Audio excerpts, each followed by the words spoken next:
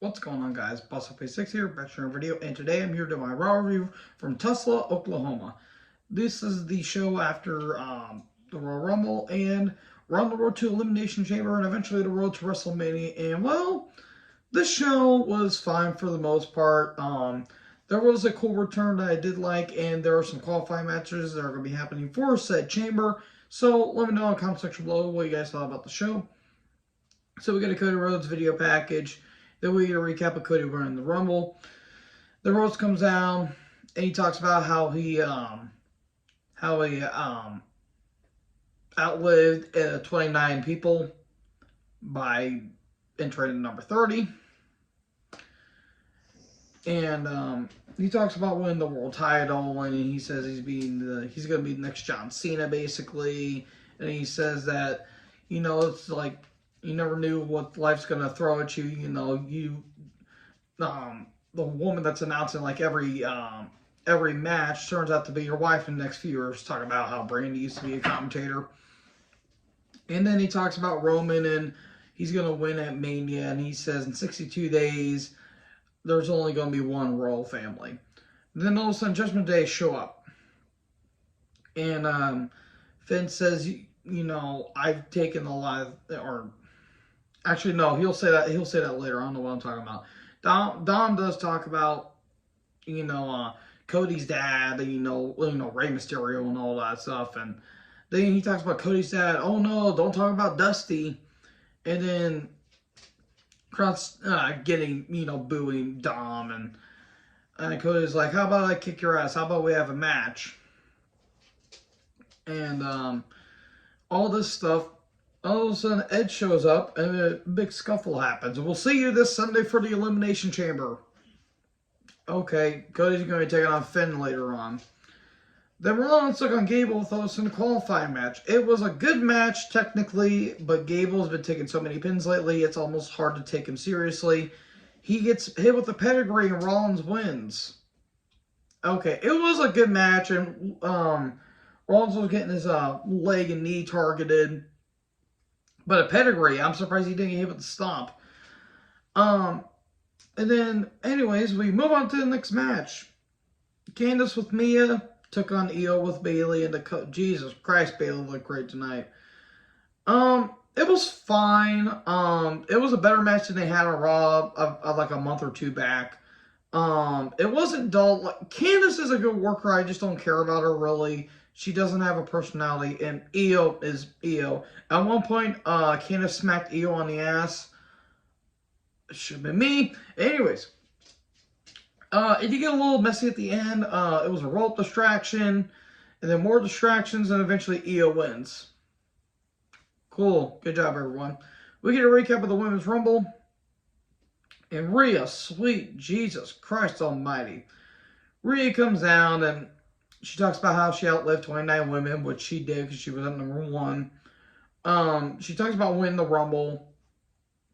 And she said, well, Charlotte, we have some unfinished business because 3 years ago I challenged you for the NXT Women's title when I was champion, and look what you did. You beat me. And she talks about how Charlotte is always at the top, and she says, as much as I hate it, I gotta give credit where credit is due. And she says, Charlotte, I want you at Mania. So, okay. I really wish they would have picked Rhea Bianca. But I'll talk about that here in a little bit. So, okay. It makes sense in terms of storytelling because Rhea wants her revenge for what happened 3 years ago. And if she wins the Women's Championship, the SmackDown Women's Championship, she'll be a Grand Slam champion because she won the Raw Women's, the NXT Women's, the NXT UK Women's, and the Women's SAG titles on the main roster. So, there you go. So, if she wins SmackDown, then I think she'll be the first person to hold all of those championships because the only other... Tony's not in the company anymore, and Piper Niven, she never won the UK Women's Championship. And yeah, so if Rhea does, then she'll be the first woman to ever do that. So Kathy was all over this show tonight, which good. Kathy Kelly's always a delight to see. Her and Seth are backstage, and he talks about the Chamber match. The Chamber, by the way, is for the U.S. title. Interesting. And he talks about, the Elimination Chamber. He says, I've been there before, and I will walk into Mania as the U.S. champion. And Kathy's like, well, everyone's been wondering what's on your mind ever since Logan Paul eliminated you and Seth leaves. They're going to do Seth versus Logan at Mania, aren't they?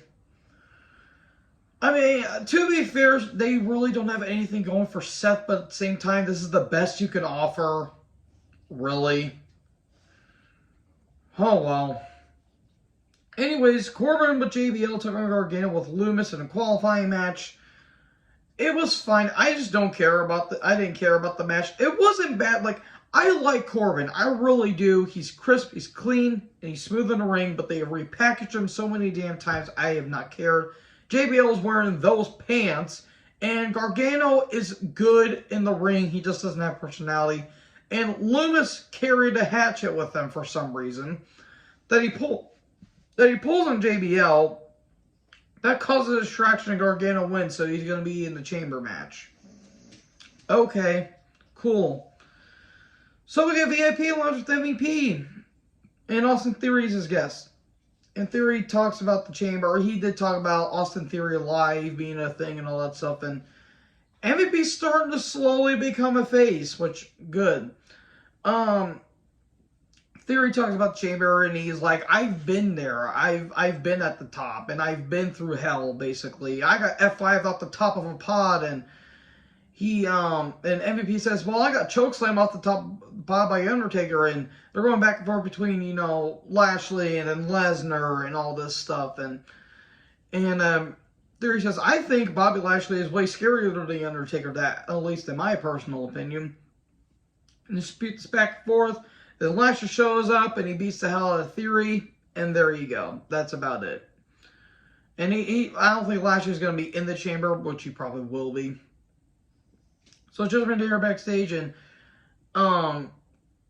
Finn's like, this Judgment Day, this is mine, and all that stuff.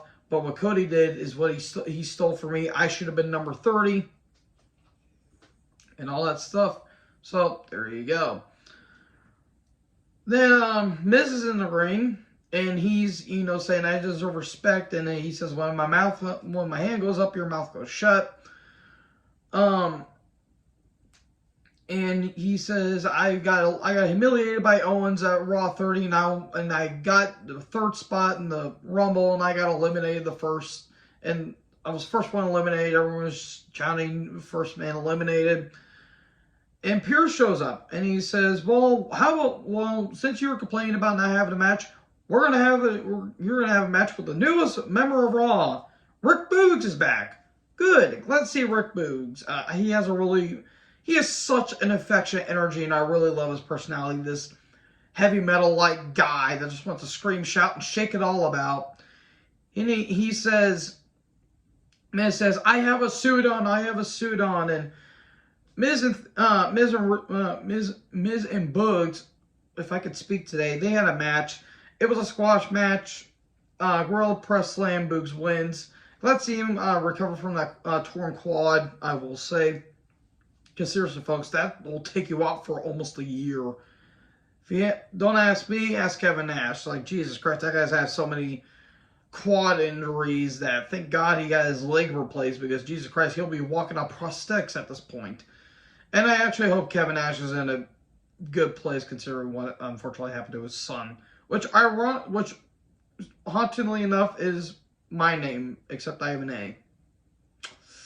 Yeah, it's a bit haunting, I found out. So anyways, off the Academy here backstage, and Gable knows, they're kind of hyping themselves up even though that they lost, but Gable's having a good showing. Then the Maximum Male Models are there, and I think Mansoor said, what is that? That is disgusting, and all that stuff. And Maxine says, I like it. Okay, then. I have no idea what this was about. We get a recap with the Roman and Owens post-match where Sami got the biggest pop of the year so far. Jesus Christ, that crowd reaction. I'm pretty sure that the Alamo Dome is replacing the Dome until this day. Here comes Bayley. Oh, God almighty. This was great. she talks about the Rumble and how her and her girls were taking over and we were eliminating people left, right, and center. She talks about Becky and, beating her down in the cage. And then Becky comes down and she says, all you did was rob us of a steel cage match last week because you know deep down inside that you can't fight me because you don't want to fight me because you're afraid of me. And, oh, God, Jesus Christ, Bayley was freaking savage. She says, you know what? I don't like you, Rebecca. I think you're overrated, and you're not better than me. And this is the freaking gut punch right here.